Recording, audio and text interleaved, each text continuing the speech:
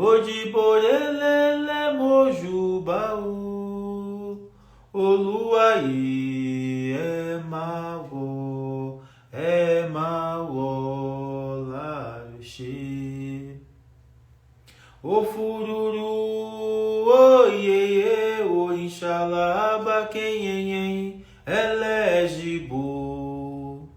Ileifon, mojubababa, Odiborelele mojubaú, Oluwaye é mawó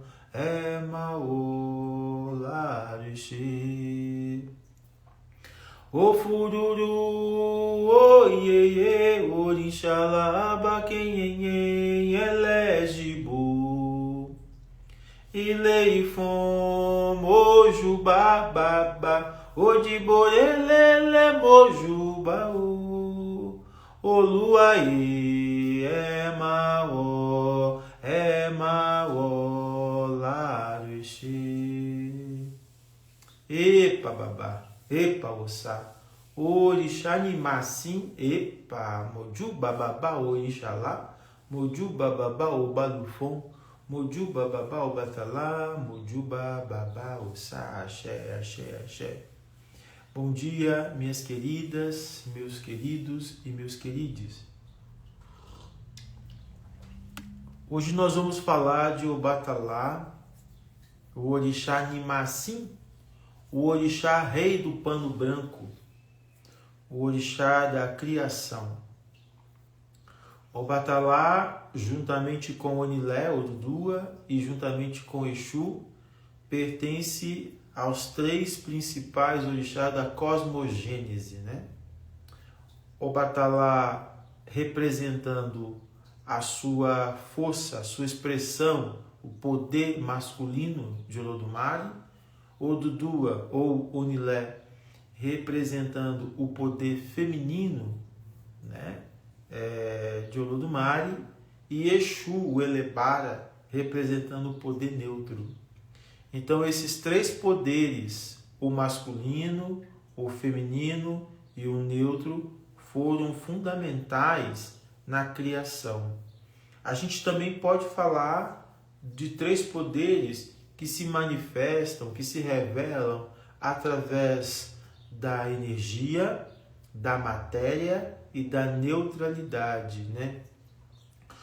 Obatalá representa a energia, por isso que ele é a divindade patrona, a divindade responsável pela espiritualidade. Odudua, Onilé, representa a matéria, por isso que ela é a divindade principal do mundo físico, né? E Exu é a divindade neutra, porque Exu transita entre a matéria e a energia.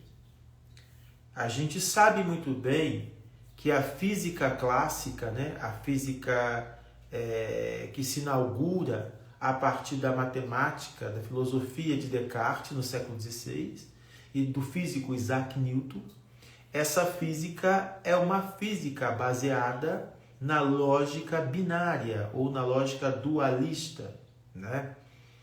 Isaac Newton, esse paradigma newtoniano, como a gente conhece, né, na física, ele parte do pressuposto que a matéria é a matéria, que a energia é a energia, que essas coisas são separadas uma da outra. O paradigma cartesiano, o paradigma descartesiano, né, o paradigma racionalista, ele pensa a matéria e a energia de forma dividida, né, de forma separada, né? A matéria não é uma coisa, a energia é outra, porque esse pensamento racionalista, ele está partindo de um pressuposto muito linear de que isso é aquilo, aquilo é aquilo outro. Com Albert Einstein, no começo do século XXI, nós temos, no começo do século XX, nós temos aí a inauguração de um outro paradigma.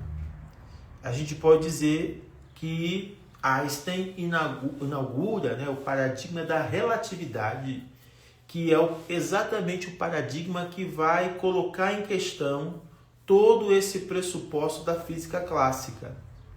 porque o paradigma da física moderna, sobretudo essa física inaugurada por Albert Einstein, vai partir do pressuposto de que matéria é energia e energia é matéria, de que a matéria está na energia e a energia está na matéria. Vai romper com a lógica clássica de que matéria e energia são coisas completamente diferentes uma das outras, completamente independentes uma das outras, né? Então, com o ressurgimento da física moderna, sobretudo da mecânica quântica, da física quântica e da teoria da relatividade, a gente sabe muito bem que a teoria da relatividade de Einstein inaugura aí, de certa forma, o pensamento quântico, né? ou dá aí sustentabilidade, né? Ou base para a fundamentação do pensamento quântico, do paradigma quântico, né? Que vai entender, sem sombra de dúvida, que matéria é energia, energia é matéria, que tudo é energia, né? A grosso modo. O paradigma quântico da física moderna, ele distancia profundamente desse paradigma clássico, né? Racionalista, completamente linear, obtuso, né? Fossilizado, né? Rígido, né? Tudo na física clássica é muito rígido, né? Muito tensão, é muita comprovação, é muita tensão, né? Você tem que tensionar o tempo todo para obter resultados. Na mecânica quântica, na física quântica, a gente tem uma outra dimensão, que é a dimensão do quantum. O que seria essa dimensão do quantum?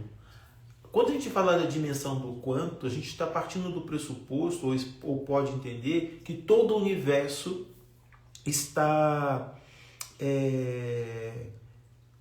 embasado, está possuído, está devotado à energia. Tudo no universo é energia.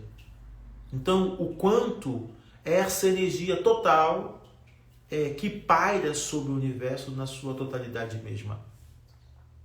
Então, a gente tem aí, nessa física quântica, nós temos um campo mental, nós temos um campo espiritual, tá? Esse campo mental, esse campo espiritual, esse campo psíquico, que é a mesma coisa, né? Então, o campo mental, o campo físico, o campo psíquico, né? Campo espiritual é a mesma coisa. E o campo mental, o campo psíquico ou o campo espiritual nada mais é do que o campo quântico. Então a gente habita um campo quântico, a gente habita uma dimensão quântica. Ou seja, a gente habita uma dimensão multidimensional, porque essa nem é uma dimensão singular, ela é multidimensional e ela é toda habitada de energia. Ela é a morada da energia. E todos os seres que habitam esse universo estão interagindo sem divisão nenhuma, sem barreira nenhuma, sem enquadro nenhum, com essa energia total do universo. Isso é o paradigma quântico. Isso é o campo quântico. Nós habitamos um campo quântico. Nós residimos num campo quântico. Nós moramos num campo que é quântico.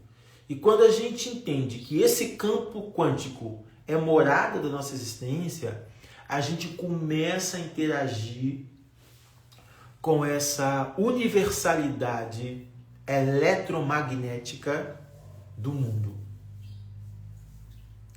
Na física clássica, átomo, elétrons e nêutrons estão existindo como forma da gente elaborar essa totalidade, né? Então é uma física que quer partir da totalidade das coisas, né? Quando a gente adentra a física quântica, esse paradigma quântico, a gente parte do entendimento da partícula para verificar, para compreender, para sentir, para observar essa totalidade na sua inteireza. Porque a partícula nada mais é do que a onda. Essa onda que eu estou falando o tempo todo dela, né? Essa onda que está aí no universo. E essa onda não é fossilizada, não é estagnada, porque são multiplicidade de partículas, são multiplicidade de ondas que estão aí fazendo esse universo funcionar, fazendo esse universo movimentar, fazendo com que eu, com você, todas as coisas se movimentem. Essa onda, quando a gente aprende a surfar nela, quando a gente aprende a seguir a sua sintonia, ela nos favorece. Quando a gente se retira dessa sintonia, ou quando a gente não tem essa sintonia, a gente adoece, ou a gente perde a conexão, perde o fluxo. Porque o fluxo está em transitar, em surfar na onda.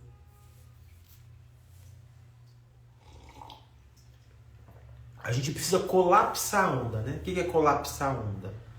É fazer com que ela se encontre conosco.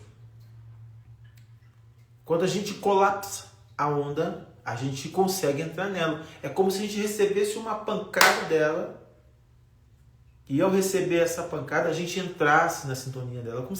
Como você tá no mar, né? Se você não consegue entrar na onda e dançar a música da onda, ela vai te jogar de volta à praia, né? Você não conseguiu, né? Se você já viu um surfista surfando, ele entra na onda, né? Ele dança a música da onda. Ele tá no domínio da onda, ou melhor, não no domínio, né? Porque na mecânica quântica não tem domínio. Ele está na frequência da onda. Então, se você está na frequência da onda, você está bailando a dança da onda. Quando você não consegue entrar na frequência da onda, a onda te expurga, ela te joga fora. Muita gente está nesse lugar, a onda está jogando ela fora, né? Então, enquanto a onda está te jogando fora, você está adoecendo, você está perdendo oportunidade, você não tem o emprego do seu sonho, você não tem o amor do seu sonho, você está vivendo uma vida completamente fora da sua realização. Porque é muito mais do que ter as coisas do nosso sonho, é ter realização. Porque não é sobre ter as coisas do nosso sonho, é sobre realizar e nessa realização você fruir para ter as coisas que você acredita que você merece. É nesse momento que você aprende a dançar a música das ondas, né, do universo, né? E a surfar, favorecendo energeticamente você. Você equilibra o teu campo quântico. Bom, Lu, o que isso tem a ver com o Batalá? O Batalá é o orixá Nimassim, ele é o orixá da luz. Ele também é chamado rei do pano branco, né? O rei do pano branco, o Batalá. O Batalá, o rei do pano branco. Isso é uma expressão, o rei do pano branco. Não é que ele tem um reino e de panos brancos, não. Isso é uma expressão para dizer que ele é o orixá, que ele é a divindade primordial, detentora da luz. Já que Odudua, Onilé, é a divindade primordial, detentora da escuridão. Enquanto o Batalá detém a luz, detém o sol, detém o dia, Odudua, Onilé, detém a lua, detém a noite. Então o Batalá, o orixá Nimassim, é o detentor da luz. E o que essa luz tem a ver, babá? O que ela quer dizer na verdade? A luz aqui é a nossa capacidade de expandir a consciência. Então o Batalá tem a ver com a expansão da consciência. Porque luz é consciência. Luz é conhecimento. Luz é sabedoria. Luz é espiritualidade. Então, ele é um orixá profundamente devotado à nossa capacidade de fazer com que a nossa consciência expanda. Eu estava falando de onda há pouco, de partículas, né? Entrar na onda, surfar na onda, é exatamente expandir a consciência para você acompanhar o ritmo do universo, a dança do universo. Você precisa aprender a dançar no ritmo do universo. Para você aprender a dançar no ritmo do universo, você precisa expandir a consciência. É onde entra o Batalá. O Batalá é a divindade que assessora, que ajuda a Suori a expandir essa consciência para você poder bailar, surfar, dançar a música do universo. Sentir com profundidade a música do universo. Uma pessoa está me perguntando aí, o que eu faço para ter essas energias? Você não faz nada porque você já tem. Então a pergunta está errada. Não é o que eu faço para ter essas energias. Você já tem essa energia. Essa pergunta é a pergunta que a maioria das pessoas fazem. As pessoas estão o tempo todo perguntando o que eu faço. O que eu faço é uma pergunta fundada no paradigma newtoniano. Um paradigma no qual nós fomos educados. Então, o que eu faço para ter isso? O que eu faço para ter aquilo? Quando você adentra um paradigma quântico, você não faz essa pergunta. Porque, do ponto de vista do paradigma quântico, você já tem, você já é, você já habita isso. Então você não pergunta o que eu faço para ter essas energias quando você tem um pensamento quântico. Porque você já é essa energia. Você já tem essa energia. Então a pergunta é o contrário do que você está fazendo. Pergunta não é nenhuma pergunta. A pergunta, na verdade, é uma tomada de consciência. Tipo, em vez de eu perguntar o que eu faço para ter essas energias, que é uma pergunta fundamentada no paradigma newtoniano, no paradigma racionalista, no paradigma cartesiano, etc., eu faço a pergunta, ou eu me coloco, melhor dizendo, né? Porque não tem pergunta. Não tem pergunta para aquilo que não tem resposta. Não tem pergunta para aquilo que já diz o que eu sou. Entende? Então, sem pergunta, você simplesmente se coloca na condição de despertar, de acordar, de expandir. Você toma consciência que você já é. Você toma consciência que você já tem. Você parte do pressuposto que você já é aquilo que você almeja. Eu já sou Deus, eu já sou orixá, eu já sou desperto, eu já tenho axé, eu já sou energia, eu já sou, eu não preciso obter, porque eu já tenho. Eu não preciso fazer esforço algum para ser orixá, eu já sou orixá. Uai, mas eu não sei. Então, se você não sabe, o que você precisa? Tomar consciência. Entende que não é fazer pergunta? As pessoas fazem muita pergunta. Por quê? A gente faz muita pergunta porque a gente vive numa lógica cartesiana. A gente vive numa lógica dualista. Certo, errado, céu, inferno, bem e mal. Enquanto a gente insiste nesse paradigma dualista, nesse paradigma newtoniano, cartesiano, a gente vai ter que fazer pergunta. E a gente pergunta demais. A gente pergunta demais, a gente fala demais. A gente não consegue ficar quieto. Quando, na verdade, a gente precisa aprender a ficar quieto para tomar consciência. Se você fala demais, se você está o tempo todo no barulho, se você está o tempo todo tagarelando, você não consegue tomar consciência, você não consegue escutar. O que a gente precisa é de atenção plena. É existir aqui agora. Ou a gente está no passado, aprisionado às nossas experiências negativas, aos nossos traumas, a uma nostalgia, né? Tem gente que é nostálgico, né?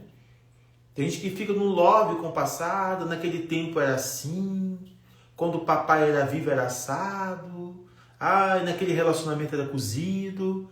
Abandona o passado. Larga o passado passou. Viva o presente.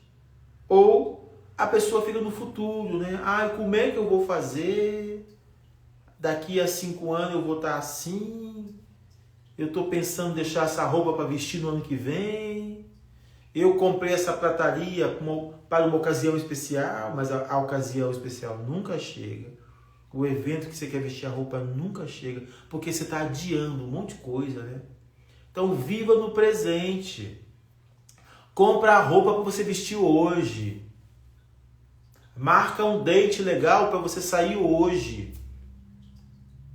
Compra um prato para você comer nele hoje.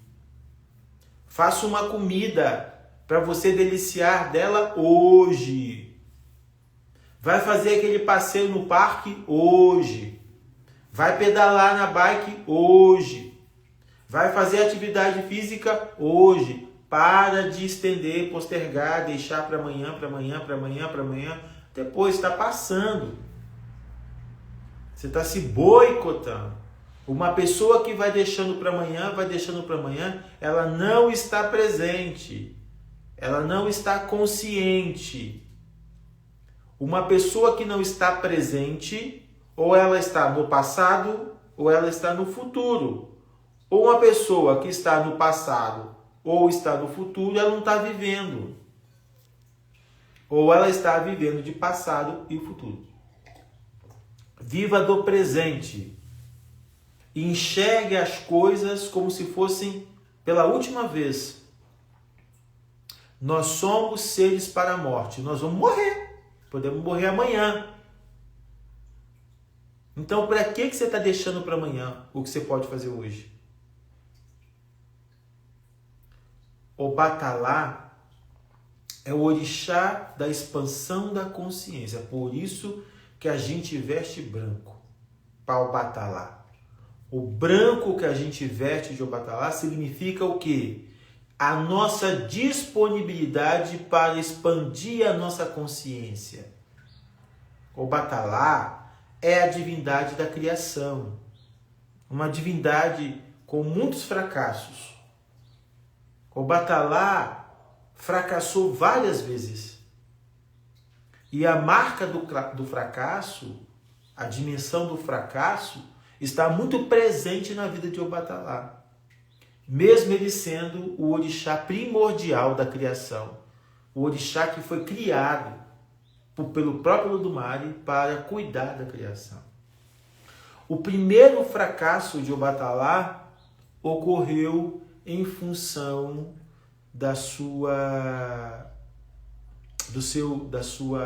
seu orgulho, da sua prepotência em não lidar de forma genuína com uma missão, com uma incumbência que o Olodumare tinha dado a ele. Qual foi a incumbência que o Olodumare deu ao Obatalá? O Olodumare encarregou o Obatalá de fundamentar as bases do Aie, do mundo. Obatalá, você é meu filho mais velho, então você pega essa sacola, a sacola da existência, ali dentro tinha um punhado de terra, ali dentro tinha uma coquém, uma galinha da Angola, ali dentro tinha um alaguemô, um largato, um camaleão, e ali dentro tinha também uma eleé, uma pomba, entre outras porções, vamos dizer assim. Pegue essa sacola, a sacola da existência, né? E vá para a terra para esse espaço que já está constituído e fundamenta as bases da vida, da existência desse lugar, diríamos assim, né? O Batalá assumiu com muito deleite essa incumbência, já que tinha outras divindades, né, para poder fazer isso, e o Olodumare escolheu ele. Só que o Batalá, do alto da sua prepotência, do alto da sua altivez, diríamos assim, ele não contou com potenciais parceiros para exercer essa função, né? Para realizar essa função. Primeiro erro dele. Ele, assim que recebeu a incumbência de Olodumare para realizar essa importante missão, né? Você sabe muito bem que para construir uma casa tem que colocar a base.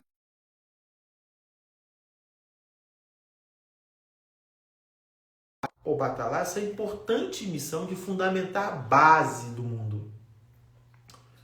E ele devia ter contado com potenciais parceiros que poderia ter ajudado ele a ser bem sucedido, mas ele não contou. Então, assim que ele recebeu a missão, ele deveria imediatamente ter passado na casa de Ifá e solicitado ao Olodumare uma consulta oracular. Por quê? Mas ele não é o filho de Olodumare? Porque ele teria que submeter ao oráculo? Porque o oráculo, do ponto de vista da cosmologia, da cosmopercepção iorubá, o oráculo de Ifá é a bússola, o guia orientador diante de qualquer empreitada. O oráculo de Ifá, o Ifá, não tem um lugar secundário, ele tem um lugar primordial, ele é fundamental. Em qualquer contexto, em qualquer situação, inclusive no próprio contexto da criação. Então o Batalá devia ter saído da câmara, do palácio de Olodumare, e ter ido à casa de Ifá consultar o oráculo. Ele deveria ter feito o que o oráculo recomendasse. Ele deveria ter chamado Exu para Solário, porque numa empreitada como essa, ter Exu como inimigo, ou ter Exu distante, ou ter Exu sem ter Exu por perto, ou seja, não ter Exu por perto, não ter Exu como parceiro, é um problema sério. Qualquer projeto, qualquer empreendimento sem a parceria de Exu é um problema sério. Eu não convido ninguém. É porque eu sou filho de Oxum, eu não preciso de nada, Oxum é a deusa da prosperidade. Não, querida. Você pode ser filho de Oxum, você pode ser a deusa da prosperidade, você pode ser a gata borralheira. Mas se você está começando um empreendimento e você não tem Exu como companheiro, a possibilidade do teu empreendimento falir, não dar certo, é muito grande. Então tem que ter Exu como companheiro. Porque Exu faz o certo virar errado e o errado virar certo. Simplesmente por isso. Ou seja, só por isso já é muita coisa. Então, ele não trouxe Exu para o teu lado. Ele não chamou Exu para o teu lado. Exu não é um orixá fácil de lidar. E nas histórias, nas narrativas de Obatalá, nós vamos ver que ele teve vários problemas com Exu, por não saber lidar com Exu. Obatalá não sabe lidar muito com Exu. E muita gente também não sabe lidar muito com Exu. Não é fácil agradar Exu. Dá Exu a boca que tudo come. Não. Exu é até a boca que tudo come, mas o que a boca come de melhor, né? Se você come porcaria, não vai dar para Exu, porque a sua vida vai ser uma porcaria. Então não vai achando que Exu tá comendo de tudo só porque você está comendo. Não, Exu come coisa que nutre a vida. Exu come coisa que sustenta a vida. Exu come coisa que torna a vida potente, né? Aí você está comendo nissim miojo e quer dar um prato de nissim miojo para Exu. Não vão me fazer isso, não. Achando que Exu é a boca que tudo... Exu é a boca que tudo come. Vou fazer um nissim miojo e vou dar um prato no pé de Exu. Não faço. Você está desnutrindo o teu Exu. Você quer ter um Exu desnutrido? Dá um nissim miojo para ele. Tem mãe que Tem mãe que trata a criança com Nissim miojo. Mãe preguiçosa, né? Vai ali no mercado, compra aquela quantidade absurda, aquele negócio nojento, e ele joga lá na água, com aquele sazon, que é um veneno que está matando a criança desde pequena, e vai lá e serve para a criança. Come, menino. Menino pirracento, não quer comer outra coisa. A mãe achou uma alternativa no Nissim miojo. Está matando a criança. Está condenando a criança a ter uma vida péssima. Porque aquilo não sustenta, aquilo não tem axé. É uma comida insossa, sem axé. E tem criança crescendo com esse tipo de nutrição. Tem muito no mercado, né? Tá baratinho, R$ 59. Vou lá fazer aquele macarrão, né? E dá para Exu. Não, Exu não vai comer isso, gente. Exu não come essas coisas. Exu é a boca que tudo come, mas que come, que nutre, que deixa Exu forte. Uma comida com dendê é o que Exu come. Uma comida com inhame é o que Exu come. Uma comida com farinha é o que Exu come. A base do alimento de Exu é dendê. Toda comida de Exu tem que ter dendê. Porque o dendê fortalece, deixa Exu forte, poderoso, né? Então, o Batalá vai ter vários problemas com o Exu. Dele encontrar com o Exu na estrada, Exu pegar uma peça nele e jogar nele um balde de dendê. Em Obatalá, que não suporta dendê. Então ele tem várias coisas com o Exu ali que revela que essa relação era difícil, era complicada, até porque elas são antagônicas, né? Exu não tem nada a ver com o Batalá está numa ponta, Exu está na outra ponta.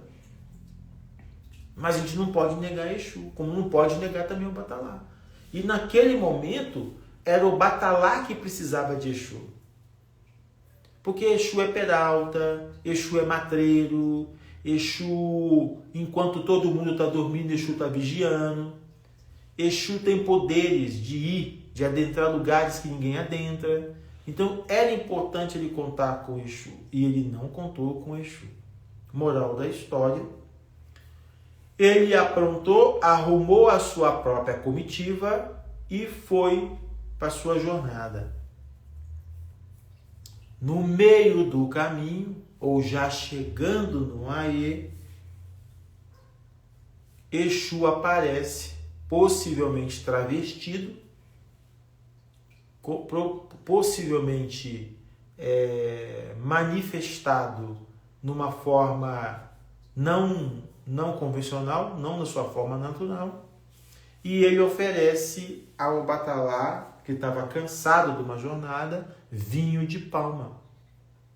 E o Batalá se embriaga, fica embriagado e cai no sono profundo. Quando o Batalá acorda, horas, talvez dias depois, cadê a sacola da existência? Tinha desaparecido. Numa missão dada por Olodumare, perder tempo pode ser um problema sério. Olha o desatino. Se o Batalá tivesse consultado o oráculo, ele saberia que não seria interessante ele aceitar a bebida de ninguém, não seria interessante ele beber durante a jornada, ele tomar cuidado com certos tipos de ofertas, etc. Então, Exu levou a sacola da existência de volta para o Olodumare e notificou ao Olodumare que o Batalá tinha enchido a cara e estava de ressaca por 3, 4 dias e estava ali, como se estivesse no oásis. Quando ele se deu conta, quando ele tomou consciência, ele não podia seguir adiante nessa jornada, ele teve que voltar, com uma mão na frente e outra atrás, e se apresentar diante de Olodumare e dizer: perdi a sacola, aconteceu isso, não dei conta, fracassei nessa missão. Olodumare é muito compassivo com o Batalá, né? É como se ele já soubesse que o filho fracassaria nessa missão e ele mesmo tivesse já uma missão mais importante, talvez, para o Batalá. Uma missão que ele também vai fracassar, né? Eu vou dizer sobre ela daqui a pouco. Então, Olodumare solicita a sua filha, Onilé, para vir ao Aer, para vir ao mundo e fundamentar a base dessa existência no mundo físico. E Odudua, Onilé, faz o dever de casa. Exatamente o dever de casa que o Batalá não fez. O que Odudua faz? Odudua vai à casa de Ifá, consulta o oráculo, faz os ebós devidos, chama a Exu para ir com ela, agrada a Exu, chama Ogum para ir com ela, agrada Ogum, chama Xangô para ir com ela, agrada Xangô, chama o Baluaê para ir com ela, agrada o Baluaê, e assim por diante. Ela agrada toda a comitiva, para que ninguém arrume problema. E parte. E consegue fazer exatamente o que ela deveria ter feito. O que o Batalá deveria ter feito. Ela funda o Aer, né? Ela coloca as bases, ela coloca o fundamento. Por isso que Onilé Odudu é a governanta da Terra, é a divindade da Terra. Porque ela é responsável por esses fundamentos. Ela é responsável por fornecer a base dessa existência no mundo físico, no mundo material. Haja vista que ela mesma representa a materialidade, né? Ela é a força que representa a matéria, né? Então é ela que tem aí esse importante papel de colocar as bases, os fundamentos, para que uma vida possa começar a acontecer nesse mundo chamado aí. E ao Batalá, Olodumare o encarrega de criar os moradores, os habitantes desse mundo. Olodumare encarrega o Batalá de ser o pai da criação, da formação humana. Então, ele dá a ele a incumbência de criar humanos para existir nesse mundo. E mais uma vez, o Batalá vai meter o pé pelas mãos. Parece que eu estou denegrindo, não gosto dessa palavra, parece que eu estou difamando, melhor. Parece que eu estou difamando o Batalá, não. Eu estou usando de uma narratividade para fazer vocês entenderem uma outra coisa. E é nessa humanidade desse orixá que está a coisa mais importante dele. Tá? Então ele vai criar esses primeiros humanos, né? Através do barro, através da argila, através do molde, através de uma estrutura criada por Ogum, né? Ogum elabora essa estrutura, né? Toda essa estrutura óssea que nós temos, que tem muito ferro e muito carbono, né? Foi organizada por Ogum. Ogum é o responsável por essa arquitetura, por essa estrutura. O Adjalá vai moldar, né? Vai moldar esses corpos, e Oxalá vai dar o fundamento principal para tudo isso, que é a diferença, né? E a vida. Porque o seu servo, o seu ajudante, Ajalá, que é um oleiro, talvez que também é um bebum, é o bêbado do universo, né? O cachaceiro do universo, um oleiro cachaceiro, ligado ao Batalá, porque ele trabalha para o Batalá, né? Ele começa a construir seres imperfeitos, diferentes, começa a sair muita coisa bizarra, né? Ao ponto da gente pensar que o mundo não era para ser assim, mas por um desatino de Obatalá e de Ajalá, o mundo saiu assim, tal como a gente percebe. Como assim? Um mundo cheio de diferenças. Somos todos diferentes. Essas diferenças implicadas no mundo têm a ver com essa travessura da criação, né? Tem a ver com essa capacidade de Ajalá e de Obatalá de habitar com seus recônditos, com a sua própria embriaguez, e a partir disso criar seres humanos distintos, diferentes, defeituosos, especiais e por aí vai. Então a gente chega a pensar que, pelo menos do ponto de vista concreto, o mundo não era para ser isso. Ou era para ser exatamente isso. Né?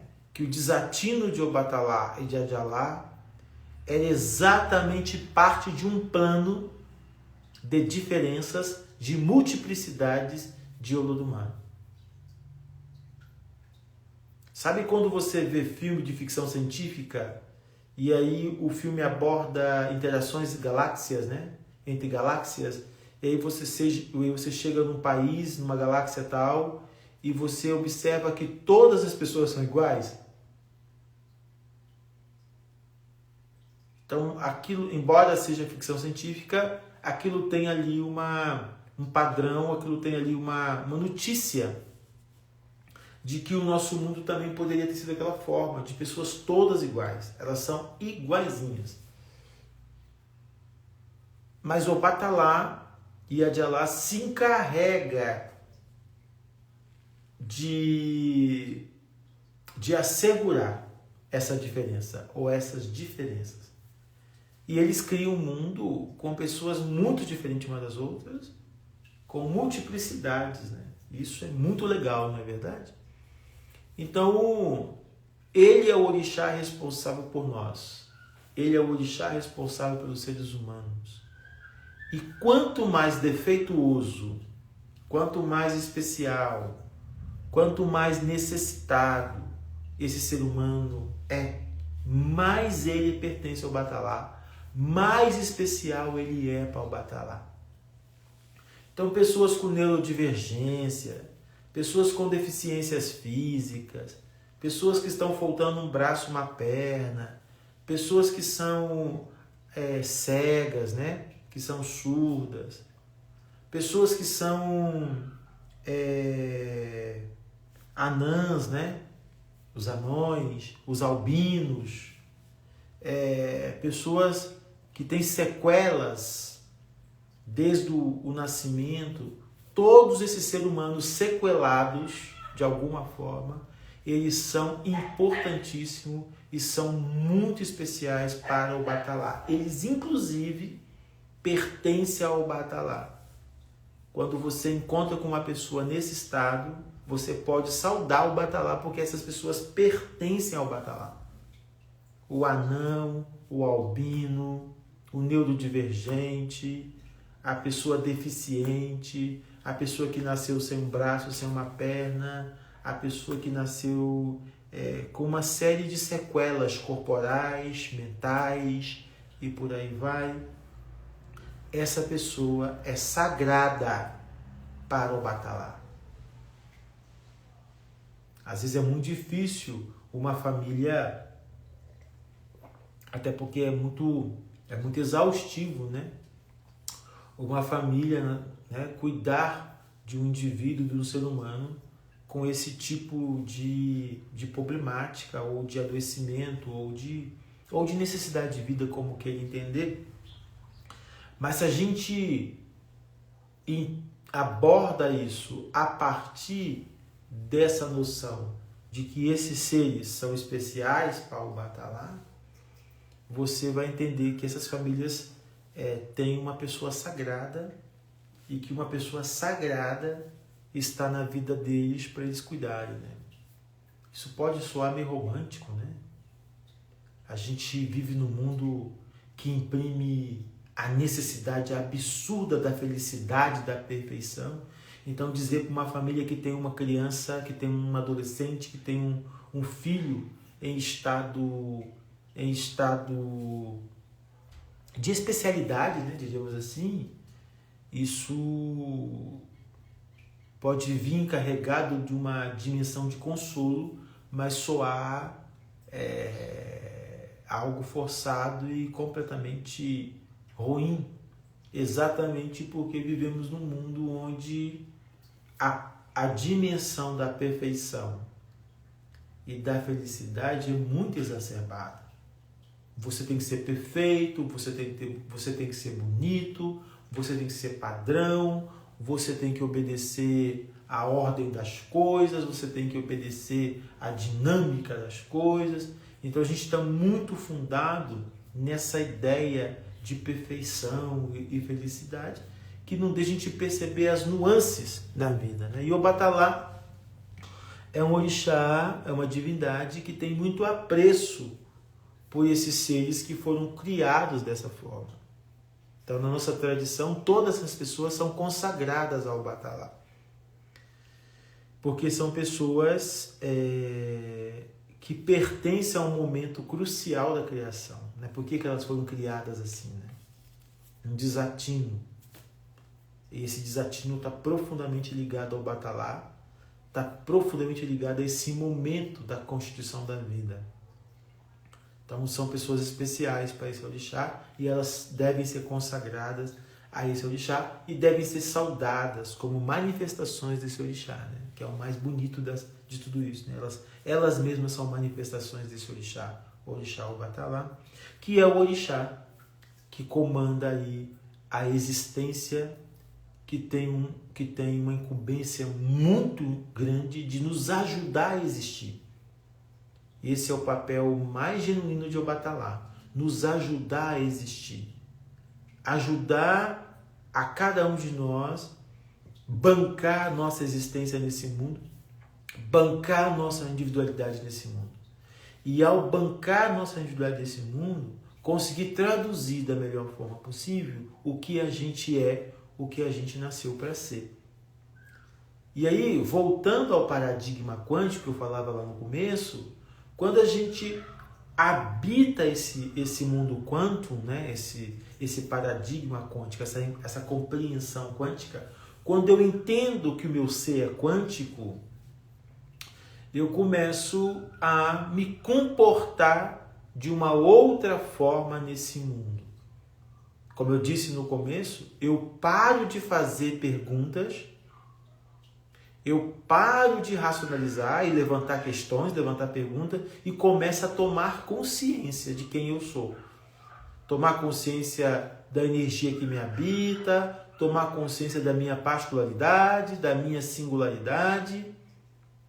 E nesse sentido, habitar profundamente com isso que eu sou. Alguém me pergunta, deixa eu conseguir ler porque eu sou míope, tá, gente? Também pode existir filhos de Obatalá sem ser nesse estereótipo? Isso não é uma regra geral. Veja bem, gente, existem essa concepção de que a gente é filho, ela é meio, ela surge no Brasil, né? A gente não é filho de orixá, né? Se a gente for pensar de forma genuína, a gente não é filho de orixá. O orixá, ele apadrinha, né? A madrinha, ele é o padrinho, a madrinha, né? O companheiro, a companheira de viagem, da nossa viagem para esse mundo. Então a gente pode, na concepção do culto tradicional, a gente pode carregar vários orixás, inclusive. Né? A gente pode trazer vários orixás que são nossos companheiros nessa jornada. Em relação ao grupo que eu trouxe, né, de pessoas em situações especiais, né, essas pessoas, elas são manifestações de Obatalá. Elas são... porque elas trazem uma ausência de padrão, o que reporta uma memória da criação que liga elas profundamente ao Batalá. A sua pergunta é: a pessoa não, o ser humano não se enquadrando nesse tipo de pessoa, ele pode ter também o Batalá como companheiro, como padrinho, ou como filho, como a gente entende no Brasil? Sim, com toda certeza. Porque o Batalá pode ser o companheiro de jornada de qualquer pessoa, independente dela estar nessa condição ou não. O que eu estou falando é que as pessoas que vieram para a Terra nessas condições especiais, já citadas, essas pessoas são automaticamente pertencentes ao Batalá, agraciadas por Batalá.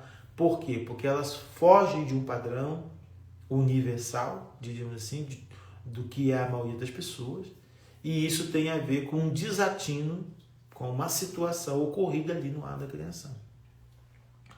Então, quando a gente habita esse mundo quântico e a gente se percebe nesse mundo quântico, a gente começa a tomar consciência, a expandir a consciência e habitar de forma inteira esse universo sem ser cortado, sem ser picotado pela agressividade da dualidade do paradigma dual.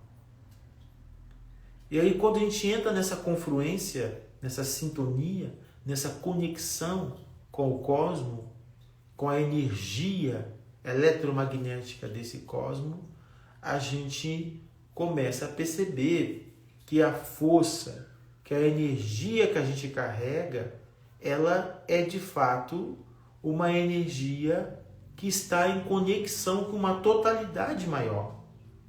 Que a gente não é um indivíduo particular, sozinho, no meu mundo, na minha bolha, mas que eu estou numa conexão, que eu estou numa expansão que me liga a uma multiplicidade de seres, a uma multiplicidade de energias, a uma multiplicidade de dimensões, né? Essa é a coisa mais bacana, compreender essa multiplicidade de dimensões e que eu posso me conectar com essa multiplicidade de dimensões. E isso é a expansão da consciência. E quando eu expando a minha consciência e começo a habitar essas dimensões, eu me conecto. Você fica poderoso, você fica poderosa. Quando você olha para uma pessoa que está conectada, você fala, nossa, ela está poderosa. Eu sinto o magnetismo dessa pessoa. Eu sinto que ela tem magnetismo. Eu sinto que ela tem energia. A consciência dela expandiu. Ela começa a realizar coisas que outros humanos não realizam. Ela começa a fazer coisas que outros humanos não fazem. Ela começa a ter poderes que outros humanos não têm. Por quê? Porque ela expandiu, ela despertou, ela acordou, ela está surfando na onda. A energia dela está conectada com o todo. Está conectada com todo o universo. Então ela não está levando pancada da onda. Ela está surfando, ela está dançando, ela está vibrando no ritmo da onda. Então tudo está favorecendo ela. Essas pessoas costumam manifestar poderes de sabedoria, de encantamentos, de palavras de vida, né? Palavras que capazes de esclarecer os outros. Essas pessoas começam a ser dotadas de poderes. Isso é axé. Isso é a orixalidade. Isso é a recordação de que eu também sou orixá. Eu começo a ter os mesmos poderes que os orixás tinham. Por quê? Porque eu estou surfando na onda.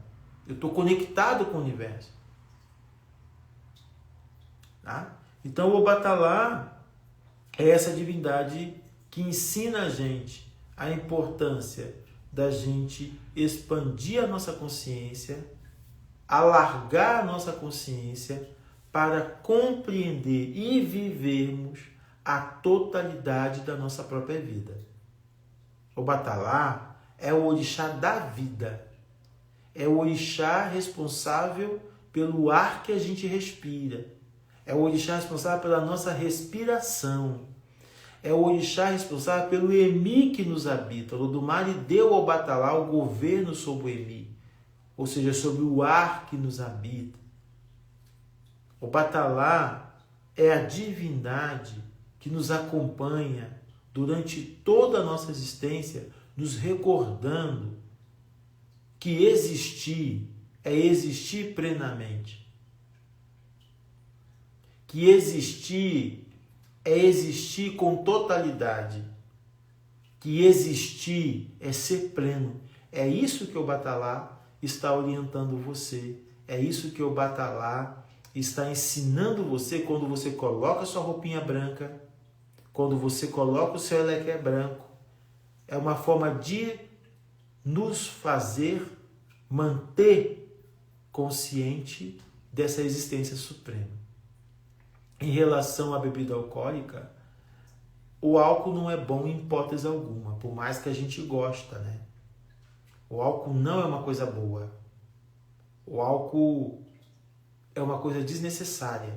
Por mais que a gente gosta, aquela cerveja gelada, naquele calor infernal, né? A gente tem que ter consciência de que o álcool não é uma coisa boa em hipótese alguma. O álcool mata.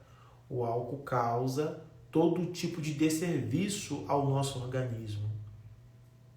O Obatalá está ensinando para nós, com a própria vida, com o seu próprio fracasso, o que não convém.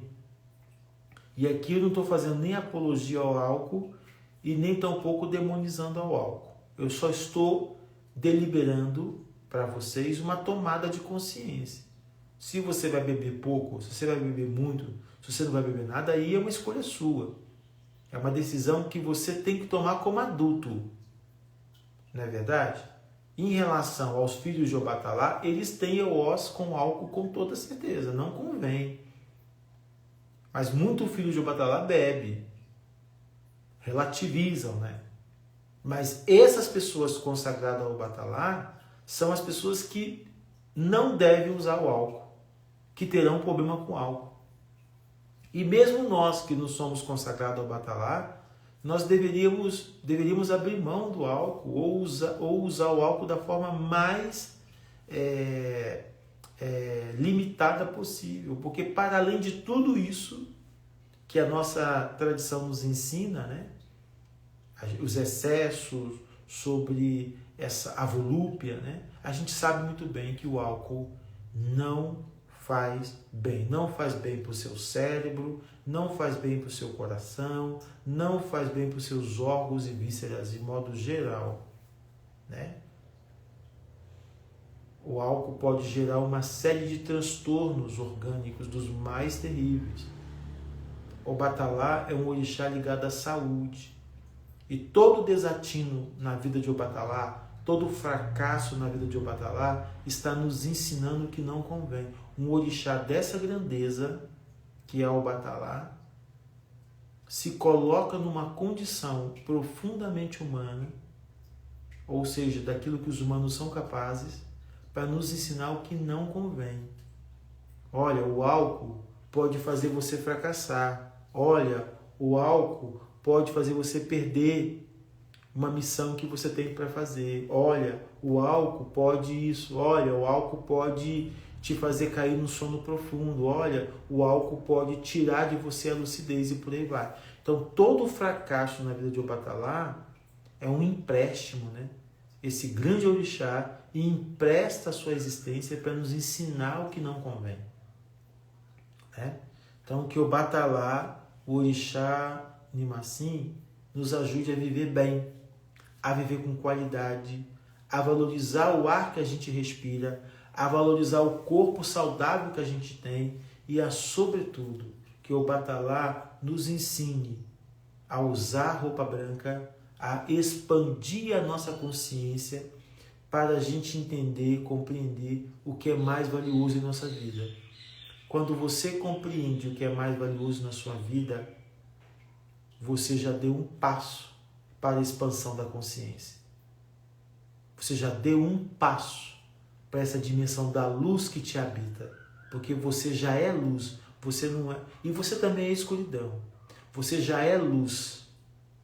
Você não precisa buscar luz, você já é luz. A luz já vive dentro de você. Você só precisa de abrir para essa luz. Você só precisa se abrir para perceber a luminosidade que habita você. Isso é habitar esse mundo quântico, é habitar esse campo quântico do qual você mora, da qual você reside. Você não tem que buscar nada, você não tem que procurar nada. A grosso modo, você não tem que fazer nada, você só tem que existir. Porque quando você expande a consciência e você entra na frequência do existir, as coisas que você tem para fazer vão fluir naturalmente. Você vai fazer as coisas com naturalidade, porque você habita um campo quântico que leva você, que produz em você fluxo. Então você faz tudo com naturalidade e sem esforço.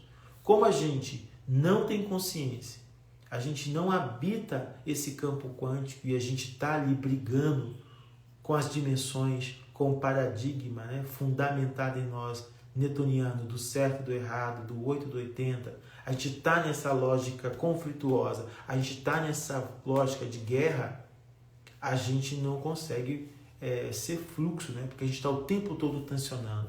Para de tensionar, manifeste o seu desejo, determine o seu desejo, imprime o teu desejo, recorde todos os dias para você ver o teu desejo e flua. Porque é assim que a coisa toma dimensões muito mais amplas, muito mais equilibradas. Toda a perspectiva com o Batalá é adentrar o território do equilíbrio. Toda a perspectiva com o Batalá é tornar-se equilibrado, é tornar pleno, é tornar consciente. Logo, tornar consciente, tornar-se consciente, é tornar-se pleno. Se você está consciente, se você está aqui agora, você está pleno. Isso é o Batalá, isso tem a ver com o Batalá, essa plenitude da nossa existência, essa plenitude do nosso viver. Na concepção iorubá da vida, a gente não veio a esse mundo para sofrer, a gente veio a esse mundo para realizar. Por isso que o axé está aí, por isso que esse mundo está cheio de axé, por isso que o axé está em todo lugar, porque quando você pega o axé, quando você traz o axé para dentro de você e você desdobra o axé, você exala o axé, você adentra o percurso realizador que nos conduz à plenitude da vida.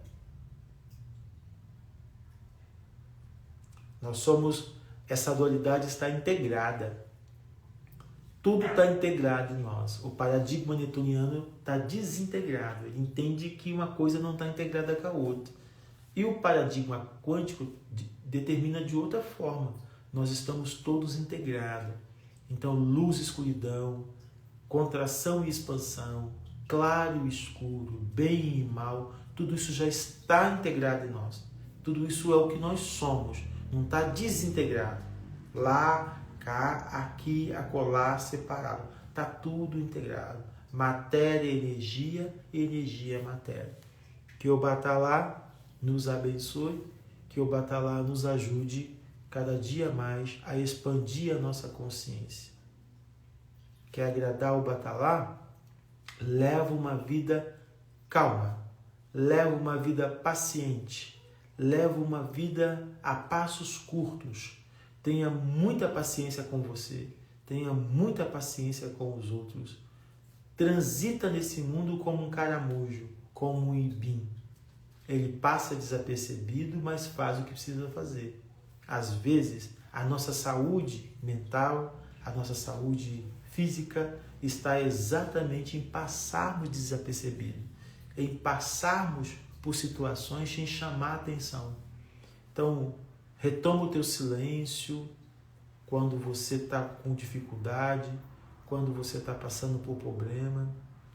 Retoma teu silêncio, habita teu silêncio, resgate a tua calmaria, resgate a tua centralidade, fique quieto, habite com você mesmo, que é essa consciência de habitar com você mesmo que vai desabrochar de uma forma poderosa e você vai ver o poder que mora dentro de você quando você se abre para o despertar, quando você se abre para a dimensão da expansão da consciência. Eu vou terminando por aqui. Que Babá Ossá, que Orixá Ossá, que Orixá nos abençoe e nos proteja e nos ensine o caminho do Ibim. Às vezes, a lentidão, a calma é o que a gente precisa. Axé, axé e axé.